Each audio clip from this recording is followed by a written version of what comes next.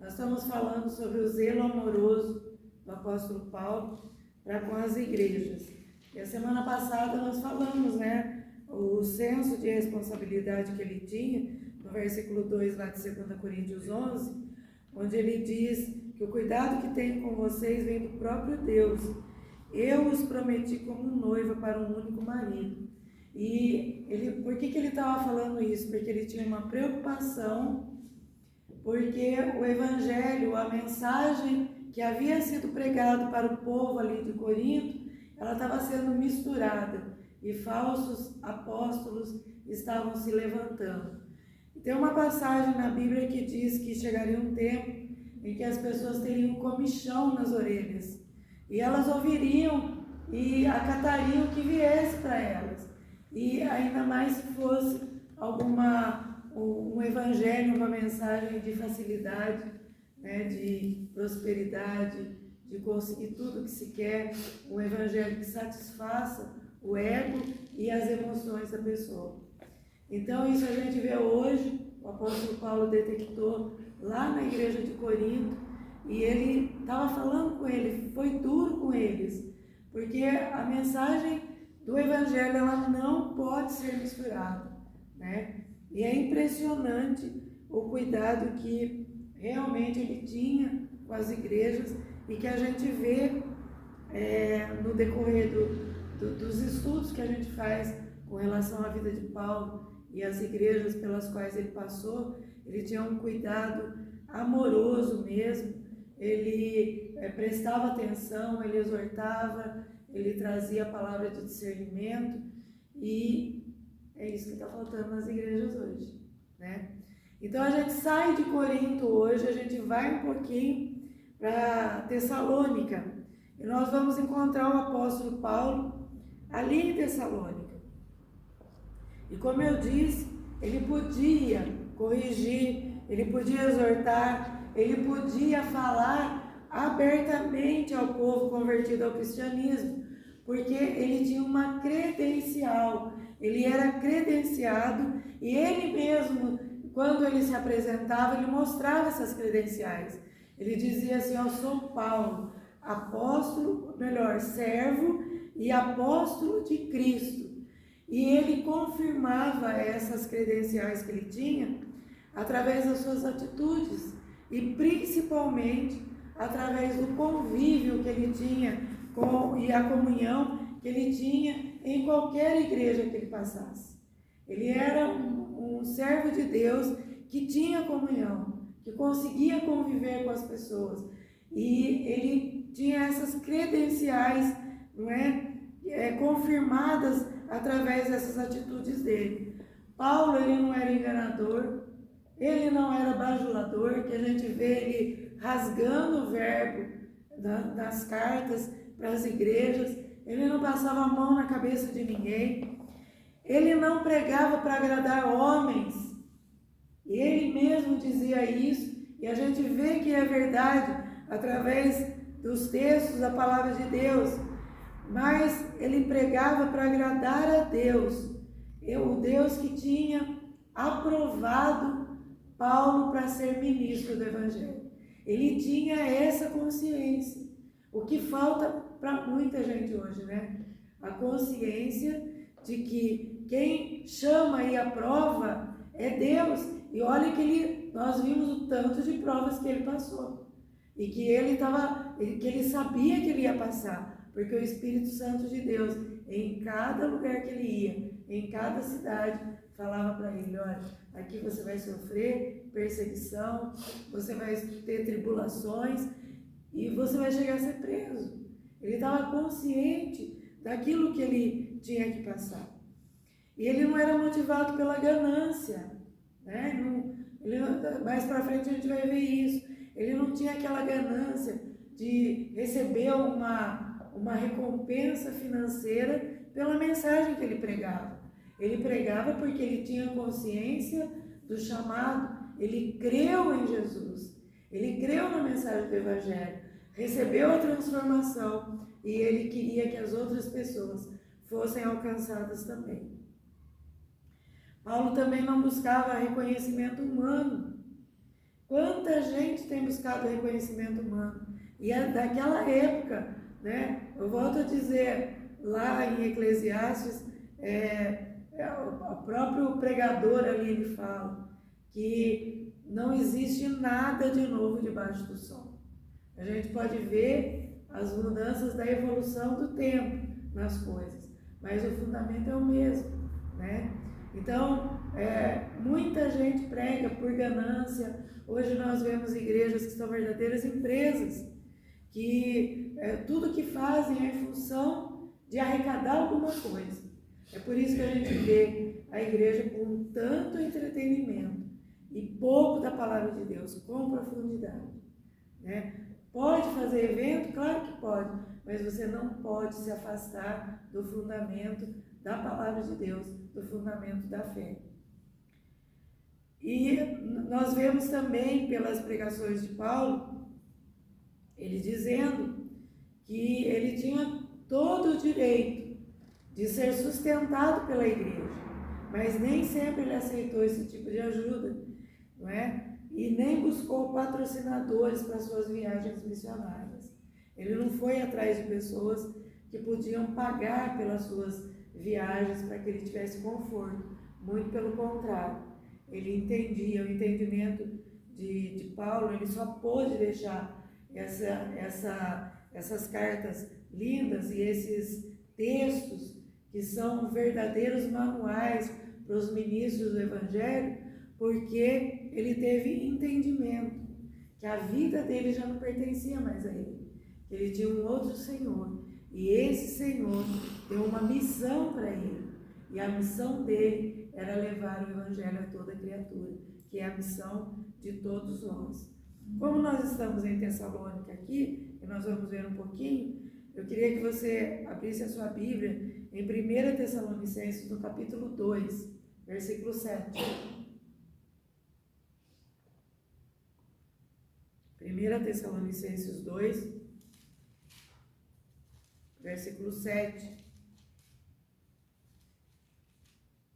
A palavra do Senhor diz assim: muito embora, como apóstolos de Cristo, pudéssemos ter solicitado de vós o nosso sustento, todavia agimos entre vós com todo desprendimento, como a mãe que acarinha seus próprios filhos. Ainda os versículos 11 e 12. E sabeis ainda que tratávamos a cada um de vós com a mesma deferência que um pai trata um filho, suplicando-vos, consolando-vos e oferecendo o nosso testemunho, a fim de que possais viver de modo digno de Deus, que vos convocou para o seu reino de glória. Olha só que consciência do chamado, e que consciência que ele tinha, que no lugar onde ele estivesse, ele precisava tratar das pessoas como um pai trata um filho, né? De que forma? Oferecendo testemunho. Ele tinha que viver uma vida reta, uma vida ilibada, uma vida que as pessoas, né, não pudessem apontar o dedo e falar para ele: olha o apóstolo Paulo ali, olha o que ele está fazendo, olha a ganância que ele vive, olha como ele faz extorsão de dinheiro do povo, olha como ele está vivendo uma vida, né, que a gente fala hoje, né, de nababo, uma vida de alguém que entende que o comer o melhor desta terra é viver uma vida de riqueza material, e não é isso. A palavra de Deus não fala isso. O Senhor dá prosperidade, mas a prosperidade do Senhor o conceito de prosperidade é que a pessoa que confia no Senhor não tem falta de nada. Amém. Pode passar por qualquer obstáculo, mas nada vai lhe faltar. E eu volto para o apóstolo Paulo. Ele disse assim: olha, eu sei ter muito, mas eu sei também viver com pouco ou com quase nada, não é? Então, nós vemos esse cuidado com ele, cuidado com as pessoas, como ele cuidava das pessoas, né? A ponto de dizer aqui no versículo 7, que ele eles agiam entre eles com todo desprendimento, quer dizer, eles se davam para cuidar daquelas pessoas. E ele usa para confirmar ainda mais, ele diz assim, como uma mãe que acarinha seus próprios filhos, como uma mãe que tem cuidado dos seus filhos, que não quer deixar faltar nada, que realmente está ali zelando para que cresçam saudáveis, né? E ele diz, olha, nós tratávamos, versículos 11 e 12, tratávamos a cada um de vocês com a mesma deferência que um pai trata um filho. Então, e aqui nós vemos não só o cuidado da igreja, mas o cuidado particular de cada um.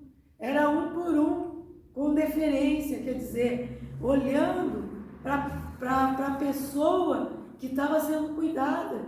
Isso é deferência, não é preferência, é deferência.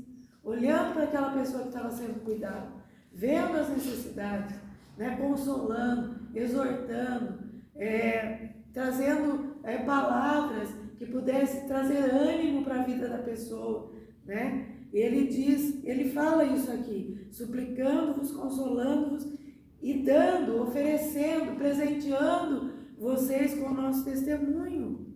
Para quê? Para que vocês possam viver do modo digno de Deus. Olha que visão.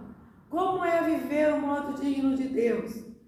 A gente precisa nos reportar aos salmos e aos profetas e ao Novo Testamento, às cartas paulinas, né? E Jesus usava os profetas e os salmos para ele tratar com as pessoas, né? Então,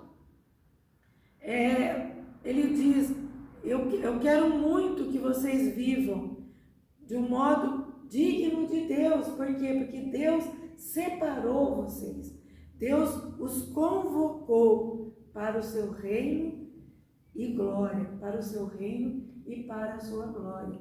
Lembra que nós vimos lá Jesus falando, eu tenho um outro rebanho que eu preciso fazer com que cheguem até mim, que se aproximem de mim, né? Um outro rebanho que não é desse aprisco.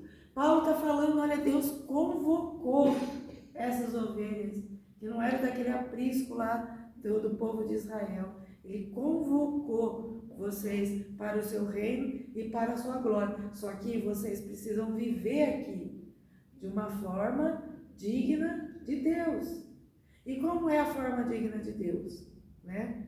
Domingo passado foi falado um monte de coisa. A maneira de vestir, a maneira de falar, a maneira de agir com relação às outras pessoas, a maneira de se cuidar, a maneira de pensar, ter o seu pensamento controlado pelo Espírito de Deus, né? Tudo isso é viver de uma maneira digna de Deus.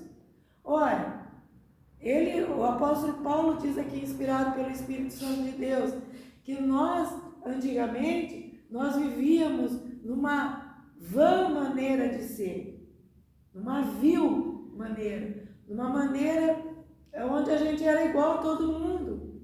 Era mais um RG, um CPF na terra. Mas a partir do instante que nós tivemos o encontro com o Senhor, a nossa vida foi mudada. E agora nós não somos mais aquelas velhas pessoas.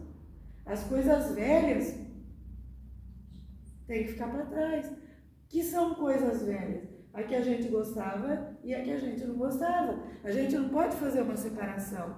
Olha, isso aqui, essa coisa velha aqui, que eu não gostava, realmente eu vou deixar ela para trás. Mas essa outra coisa velha, que eu gostava um pouquinho, eu vou trazê-la comigo. Não pode. Elas ficaram todas para trás. A palavra de Deus, ela é clara e diz que aqueles que creem no Senhor se tornaram nova criação, novas criaturas, regeneradas pelo Espírito de Deus. Então, tudo que era velho tem que ter ficado para trás. Não é? Isso nos diferencia das pessoas do mundo. É isso que nos diferencia. Antigamente tinha alguns costumes que as pessoas olhavam e falavam assim, ó, lá vai um crente, né? E a gente tinha um estigma na escola, a gente que era crente, porque tinha igreja que não permitia que mulher fizesse educação física. E a gente não podia ir, né? Olha que o uniforme da escola de educação física, quando eu fazia, era um short vermelho que era no meio da coxa, tinha uma saia de prega que ia por cima, ficava quase no joelho, camiseta de manga e tênis branco e meia branca, meia 3/4, né? A gente não podia ir de casa com aquela roupa até na escola. Tinha que ir com uma roupa e ir lá trocar por um uniforme, e na hora de ir embora, quando ia passar pela cidade, pelos outros lugares, tinha que estar vestido com a roupa normal nossa, né? Então era cabelo, era de um monte de coisa que diferenciava. Tinha até umas igrejas que faziam os homens costurar sabe aquele racho do paletó? Né? É engraçado isso, mas fazia costurar. Sabe por quê? Porque para a hora que joelhar para orar, o racho não abrisse e ficasse aparecendo o traseiro do irmão lá, né? E hoje não. Hoje você vê gente, mulher com calça rasgada na igreja, e vem de bermuda, de blusinha de alça. Tem mulher que vem quase pelada na igreja e está no meio. Que diferença que tem. Às vezes vem para a igreja, pode ir para qualquer lugar no mundo aí fora, que não vai ser reconhecida como cristão, não é? Mas a mudança, ela não deve ser de fora para dentro, ela tem que ser de dentro para fora. Quando a pessoa entende que ela tem que viver de modo digno de Deus, porque Deus a convocou para o seu reino e glória, ela vai mudar em todos os aspectos da sua vida, porque Cristo vai ser o centro da sua vida, não é? E aqui está a revelação, se não a mais importante, uma das mais importantes responsabilidades de alguém que ministra a palavra de Deus. Cabe ao servo do Senhor levar a sua palavra. Como? Com dedicação e humildade a todas as pessoas sem distinção. De que forma? Aconselhando, incentivando, encorajando os mais fracos e deprimidos e insistindo, sem desanimar, com aqueles crentes que necessitam de um modelo, de um protótipo humano de crente para poder prosseguir na sua vida cristã. Tem gente que, se ela não tiver alguém ali que seja um quadradinho perfeito de um protótipo de crente, ela não consegue levar a sua vida cristã. Então, aqueles que são ministros, aqueles que são chamados como evangelistas, quem ministra a palavra de Deus, quem ganha outras pessoas, tem que estar pronto para, com dedicação e humildade, levar a palavra de Deus a todas as pessoas.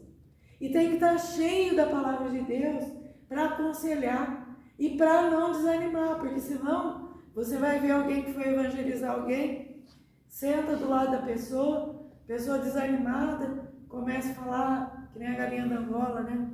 Tô fraco.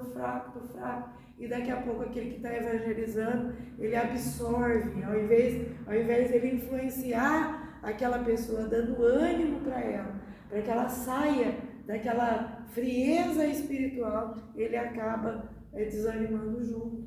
E a gente tem que insistir com as pessoas, tem que insistir, né? Insistir em oração, a não ser que a pessoa fale assim, eu não quero mais ouvir, não é? A gente tem que insistir e persistir. É um trabalho e cada vez vai ficar mais fácil, mais difícil o trabalho de evangelização e de ganhar as outras pessoas. Porque a gente conversa com pessoas aí na rua e é difícil você encontrar alguém que fale assim para você, eu nunca ouvi falar de Jesus, eu nunca fui numa igreja evangélica. A maior parte das pessoas já foram em célula, já foram em igreja evangélica, alguém da família é crente e está lá no mundo. E agora a gente tem que ter uma luta ainda maior, uma intercessão maior, porque tem muitos crentes voltando para Roma, voltando para o lugar de onde ele saiu, e sabe? E pessoas tem pessoas assim que você fala assim, meu Deus, aonde que mexeram, que chave que mexeram dessa pessoa para ela abandonar o Deus que é o único Deus e começar a se dobrar, se curvar diante de imagens, né? De viver uma vida que não é aquela que está na palavra de Deus. É muito difícil, tem muita gente fazendo o caminho inverso. Tem muita gente. Por quê? Porque o evangelho dentro das igrejas evangélicas está muito fácil de viver. Está muito fácil. Né? Se não atendesse a mensagem, não atender a expectativa daquela pessoa, ela simplesmente cata bolsinho, chapéu e vai para outra igreja. Vai, sai. Tem ruas aqui no Iguaçu que tem 4, 5 igrejas diferentes na mesma rua. Então, nós precisamos, e o interesse de estar ministrando esse tipo trazendo esse tipo de estudo aqui na igreja é exatamente para isso, para a gente voltar ao primeiro amor, voltar às raízes e buscar lá no fundo da palavra de Deus. Através do exemplo de Paulo, outra hora a gente vai falar de Timóteo, de outras pessoas, a mensagem que eles têm para nós, para que a gente se mantenha firme, enraizado, não é? Em Cristo Jesus, e não perder esse enraizamento, né? Porque evangelho de superfície, tá assim por aí, não é? E foi todo esse cuidado que nós acabamos de falar agora, que permitiu que Paulo detectasse aqueles falsos apóstolos que nós lemos e que eu pedi para vocês lerem durante a semana, em 2 Coríntios 11. O que esses apóstolos falsos faziam? Eles tinham uma mensagem que era sutil, não era algo assim, eles não chegavam e falavam assim, não, olha aqui, o Jesus que eu estou pregando é melhor do que o Jesus de Paulo, o evangelho que eu estou pregando é um evangelho melhor. Não é assim que o diabo age, ele age com sutileza, e eles vinham com uma mensagem sutil, direcionada para seduzir. Nós vimos isso em 2 Coríntios 11, para seduzir e corromper, sabe o que? A mente dos crentes. A ponto de Paulo chegar e dizer assim, olha, no entanto, eu temo que a sua devoção pura e completa a Cristo seja corrompida de algum modo, como Eva foi enganada pela astúcia da serpente. Olha onde que Paulo vai. Então o diabo, a Bíblia fala que ele vive ao derredor, buscando quem ele possa tragar. Então ele joga uma mensagem sutil, e pode vir através da internet, através de companheiros, através de pessoas que convivem com a gente, através de ministros, né? Domingo aqui nós vimos que foi falado que tem ministro do Evangelho falando que a Bíblia não é 100% verdade. E isso nós vimos há muito tempo atrás aqui. Alguém ministrou aqui na igreja, depois precisou chamar a atenção, falando, acho que até subiu em cima da Bíblia, falando que a Bíblia é 50% verdade e 50% mentira. Então, olha só, ele não vem, a mensagem para corromper a mente, ela não vem com um impacto muito forte, mas ela vem sutil. E ela começa. A Bíblia não fala que a fé vem pelo ouvir, a corrupção também vem pelo ouvir. Você começa ouvindo, ouve uma vez, ouve 2 vezes, a primeira vez você fala assim, não é isso que a Bíblia diz. Aí vem a repetição, você fala assim, puxa vida, mas será? Aí já vem uma dúvida, e essa dúvida vai crescendo a ponto da mente ser corrompida, e Paulo está dizendo para o povo aqui de Corinto, eu temo que vocês percam a devoção, não é? Ao Evangelho de Cristo, não é? A devoção pura e completa a Cristo que vocês tinham, né? Por causa dessas mensagens, não é? que eles traziam realmente para corromper a mente dos crentes. É por isso que a gente precisa orar para que o Senhor, Ele esteja mesmo, que a gente esteja vestido todo dia, com a armadura do Senhor para sair pronto por aí, para estar revestido da armadura e nada vir corromper a nossa mente, não é? Sorrateiramente aqueles falsos apóstolos, em algumas versões está super apóstolos, porque eles eram iluminados, né? Paulo, ele falou assim, ele chegou até se humilhar tanto que ele falou assim, eu não tenho, talvez eu não tenha a mesma maneira fácil de me comunicar com vocês, eu não tenho a mesma maneira, mas olha o que eu trouxe para vocês, e olha como eles estão deturpando a palavra, não é? Então eles vieram sorrateiramente, infiltrando um Jesus diferente daquele que Paulo anunciava, sabe? Um Jesus com alguns penduricalhos, sabe essa coisa de você querer colocar mais na palavra de Deus do que ela tem?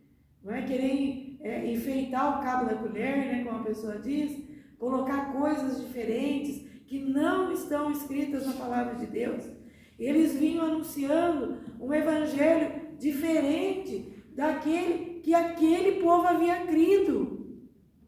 Quando Paulo começou a testemunhar a respeito da sua conversão, do que Jesus havia feito por ele, de quem ele era antes e no que ele havia se tornado, aquele povo se converteu. Eles creram no evangelho naquele momento, não é? E agora eles vinham deturpando esse evangelho, trazendo um evangelho diferente daquele que eles haviam crido, e vinha misturando um espírito diferente daquele espírito que eles haviam recebido. O espírito que eles traziam era um espírito que produzia escravidão, que produzia falta de discernimento, intriga. Nós vamos ver quanta intriga que teve no meio da igreja de Corinto, quanta coisa que se levantou, não é? Então, ao passo que eles haviam recebido o Espírito Santo que traz liberdade, o Espírito que dá a verdadeira liberdade e que é a conexão, porque o Espírito de Deus, ele veio habitar dentro daqueles que creem no nome de Jesus. Ele já não estava mais sobre, mas ele estava dentro das pessoas que creram no Senhor, não é? Paulo está chamando a atenção daquele povo para isso. E nos versículos 8 e 9 do capítulo 11 de 2 Coríntios, olha só que interessante o que Paulo diz. Ele contou toda aquela história e diz assim: para servir vocês sem lhes ser pesado, tomei contribuições de outras igrejas que eram mais pobres que vocês. E quando estive com vocês e não tinha o suficiente para me sustentar, não fui peso para ninguém, pois os irmãos que vieram da Macedônia trouxeram tudo do que eu precisava. Nunca fui um peso para vocês e nunca serei. Aí eu quis entender esse ser pesado de Paulo. Por que ele disse isso? De onde veio isso, né? Aqui no meio desse texto. Aí eu descobri que a palavra grega usada aqui, que foi traduzida por pesado, ela se refere à ação de um peixe oriental que, para poder devorar a sua presa tranquilamente, ele paralisava a sua presa primeiro. Então ele paralisava, aquela presa ficava paralisada, talvez com a beleza dele ou com alguma coisa que ele colocasse ele na água, ficava paralisada, ficava deslumbrada com aquele peixe que estava ali. Aí ele vinha e abocanhava. Paulo usou essa metáfora para mostrar para eles como eles estavam caindo no engodo de Satanás. Eles estavam sendo paralisados. Por quê? Porque Paulo, ele era uma pessoa comum, era uma pessoa simples, que vivia no meio do povo, andava do jeito que o povo andava, e apesar de todo o conhecimento que ele tinha, e que ele podia se orgulhar, se ele quisesse, daquele conhecimento, a oratória que ele usava, a forma de comunicar que ele usava, era uma forma que o povo conhecia, que o povo sabia.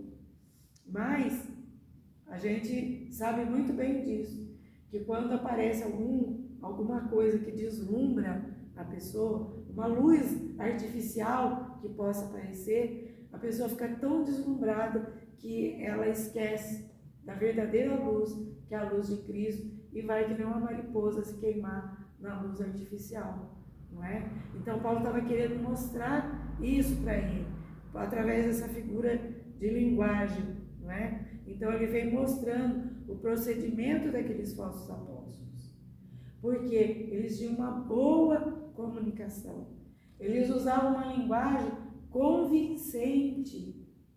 Lembra que eu disse que o diabo é sutil? Ele não vai usar qualquer pessoa para pegar e tirar um crente da vida centrada em Cristo Jesus.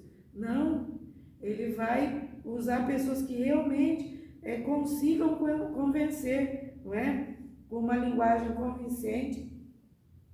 E aqueles falsos apóstolos, eles deturpavam através dessa linguagem e sutilmente as mensagens, enganando aquelas pessoas, não é? Que já haviam recebido o evangelho verdadeiro, que já tinham conhecido o verdadeiro Jesus e tinham recebido o Espírito Santo de Deus.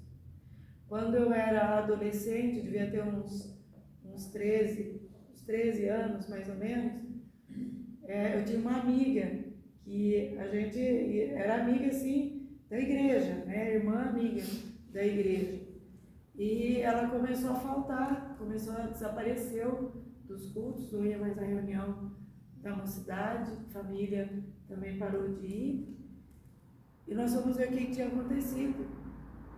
A mãe dela tinha ouvido uma mensagem no portão da casa dela. E aquele pessoal que vive na torre de vigia, né, foram lá e trouxeram algo que deslumbrou aquela mulher. E ela foi tragada, saiu. Era uma mulher que era diaconisa na igreja, fazia trabalhos na igreja, ajudava em todas as coisas. E foi tragada para o mundo, não é? Porque ela mesma não vigiou, não é? E levou toda a família para esse caminho. Só escapou um, né? Então, se a gente não se cuidar, se a gente não vigiar, se as pessoas não vigiarem, vão sofrer esse tipo de ataque e vão cair, vão se entregar, não é? Vão cair na teia que o inimigo arma, não é verdade? Então nós precisamos vigiar, estarmos atentos e proclamar a palavra genuína do Senhor. Aqueles falsos apóstolos ainda tinham mais um argumento. Eles diziam que o ensino de Paulo era fraco, porque ele não possuía uma formação acadêmica. Esses homens que estavam pregando, esses falsos apóstolos, eles eram os epicureus e aquelas escolas que tinham na antiguidade, os filósofos. Eles cobravam para dar as suas palestras, não é? E se mostravam impecáveis nos seus trajes, na sua maneira de vestir, falavam uma linguagem corretíssima, não é? E assim eles iam ganhando aquelas pessoas, e eles faziam essa comparação entre a forma de viver de Paulo e a forma que eles viviam, que Paulo não tinha uma formação acadêmica, por isso ele ministrava, ele oferecia a sua ministração de uma forma gratuita. É lógico que não está escrito tudo isso aqui, eu fui estudar para a gente poder entender o texto que estava aqui, porque o texto está na palavra de Deus. Então Paulo, ele era da linha lá de Pedro, né? Que falava assim: eu não tenho ouro nem prata, mas que eu tenho, eu te dou, levanta e anda. Paulo não cobrava a ministração, e como ele não cobrava, ele estava sempre disposto a dar o que ele tinha. E de onde é que ele dependia para se encher? Do céu. Ele dependia do Espírito Santo de Deus, não é? Então, se você for olhar, já que a gente vai falar aqui do versículo 9, né, ele fala assim, eu vou até ler aqui, ó, versículo 10. Tão certo como a verdade de Cristo está em mim, ninguém em toda a Caia jamais me impedirá de me orgulhar disso. Por quê? Porque não os amo, Deus sabe quanto os amo. E aparece a Caia aqui, no meio de Corinto aqui. Paulo estava no sul da Península Grega, no sul da Grécia. E a Caia é a região onde ficava Corinto, não é? Por isso ele trouxe esse entendimento de um perímetro geográfico maior. Ele diz assim, tão certo como a verdade de Cristo está em mim, ninguém em toda a Caia vai me impedir de me orgulhar do quê? De levar a palavra de Deus sem cobrar, sem colocar um cachê, sem ter financiador, não é? Apesar que algumas pessoas, o Senhor ele não abandona os seus filhos. Algumas pessoas se levantavam, Deus levantava e elas iam e davam o que ele precisava, sustentavam Paulo sem ele precisar pedir. E quando não se levantava, ele usava o ofício que ele tinha, que era de consertar tenda. Ele era artesão, não é? E Paulo fala isso porque nesse lugar onde ficava Corinto, tanto religiosos como filósofos cobravam pelos seus ensinamentos. Então é uma coisa que não é de agora, né? É lá de trás, bem lá de trás. Se Paulo lutou contra isso, né? Imagina nós, não é verdade? Se Paulo, e por outro lado, se Paulo cobrasse por seus ensinamentos, ele passaria a ser igual àqueles falsos apóstolos, não é? E essa era a intenção. Eles queriam jogar uma mensagem, queriam jogar um peso sobre a vida de Paulo, para que ele falasse, puxa vida, eu estou aqui ministrando todo esse tempo, trazendo tanta pessoa para o Evangelho, e ainda estou com essa sandalinha, com essa vestimenta que eu estou aqui, vivendo na prisão, vivendo de favor dos outros, né? Vamos cobrar também, né? Porque essa é a linha de pensamento, né? Nessa linha que as pessoas começam a andar, falar assim, puxa vida, eu posso ter prosperidade se eu pregar o Evangelho com inteligência. Mas o Senhor não pede inteligência, Ele pede sabedoria. O Senhor não chamou empresários e nem pessoas para serem mercenários, como pessoas que vão levar a sua palavra. Ele chamou servos que têm um coração dobrado diante dele, não é? Jesus, quando viu que estava lá na frente do templo, aquela vendeção de um monte de coisa, fizeram um comércio na frente do templo, ele não pensou duas vezes, pegou um chicote e derrubou tudo quanto era gaiola e foi afastando as coisas dali. Por quê? Porque não se pode mercar, não se pode vender a palavra de Deus. Nós recebemos de graça, não é? A única coisa que nós precisamos estar prontos é crer tanto na palavra, que a ponto de que a gente saiba que nós vamos sofrer aflições, perseguições, mas nós temos uma esperança. Jesus também sofreu, e ele fala assim, ó, fiquem animados, porque eu também sofri, mas eu venci, e eu já venci por vocês. Amém? Amém? Paulo se orgulhava, entre aspas, aí, de pregar e ensinar o dom gratuito de Deus. Outro argumento que eles usavam era que Paulo não os amava, mas ele deixava bem claro, Deus sabe o quanto eu os amo. Há uma lição poderosa nesse trecho do capítulo 11 de 2 Coríntios. O Espírito de Deus move pessoas para que todas as necessidades de seus filhos sejam supridas. Amém? ninguém precisa ficar espoliando ninguém precisa ficar tirando o couro de ninguém, não precisamos ficar fazendo leilão aqui, vendendo bênçãos para que haja suprimento na casa daqueles que ministram e nem na casa do Senhor, não é? Então, o Espírito de Deus, é Ele que move as pessoas, né? E nós vimos bem isso, o mover do Espírito de Deus, na mensagem de domingo. É Ele que convence. Esse convencimento é um convencimento do pecado, da justiça e do juízo. É um convencimento através do ensinamento poderoso. É um convencimento através de quando a pessoa se entrega para ser moldado pelo Espírito Santo de Deus, o seu coração, ele fica maleável e o Espírito Santo de Deus vai moldando e vai direcionando para que as coisas aconteçam.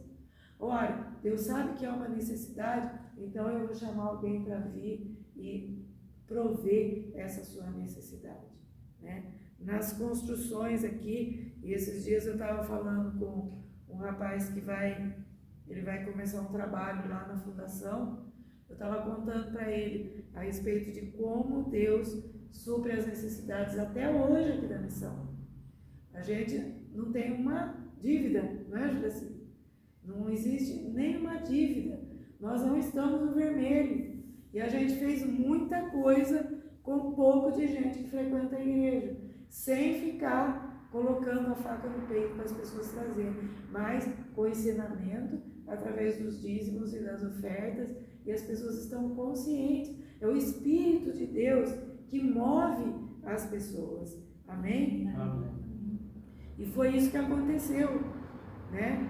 O Espírito moveu o coração de irmãos da Macedônia, conforme Paulo diz, e da igreja em Filipos, para que todas as necessidades dele, sem que o pessoal da igreja de Corinto dispusesse alguma coisa, algum dinheiro para que ele sobrevivesse, a igreja da Macedônia e a igreja de Filipos supriram as necessidades de Paulo, sem que ele precisasse, nesse período, recorrer à confecção ali de tendas e assim também pudesse dedicar à pregação e à oração, né, a pregação do Evangelho. E a palavra de Deus diz que ele pregava a muitas pessoas, a muitas pessoas.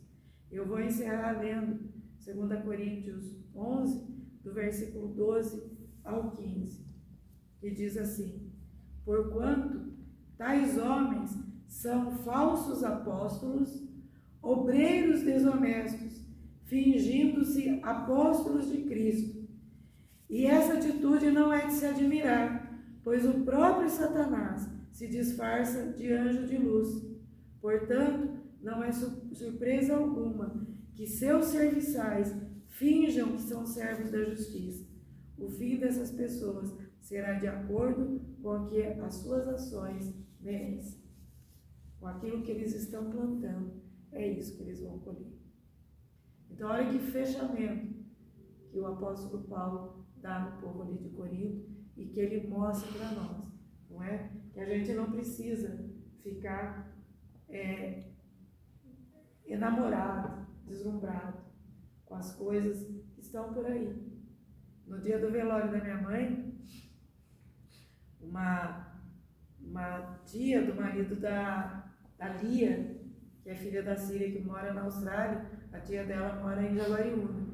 Ela veio aqui e ela pegou aqui mesmo, na igreja, né? Ela falou assim: que igreja aconchegante que tem aqui, né? Aí eu falei assim para ela: não é uma igreja grande, né? Mas eu posso falar para você que é uma igreja onde a palavra de Deus, ela é ministrada. Ela falou assim para mim: olha, igreja grande não quer dizer nada, é só deslumbramento, mas a gente precisa da palavra de Deus. E ela tinha mandado uma mensagem para eles falarem para mim. Aí eu encontrei com ela, que a Lia veio esses dias. A Lia falou assim: ô tia, agora a senhora fala para minha tia o que a senhora falou para mim, pediu que a gente falasse para ela. Ela falou assim: olha, eu nunca tinha visto um velório onde a palavra de Deus foi tão poderosamente derramada. E eu falei isso para ela, olha, que foi assim, foi pelo Espírito de Deus, porque eu acho que eu nem lembro mais o que foi falado aqui, né? Por causa da situação.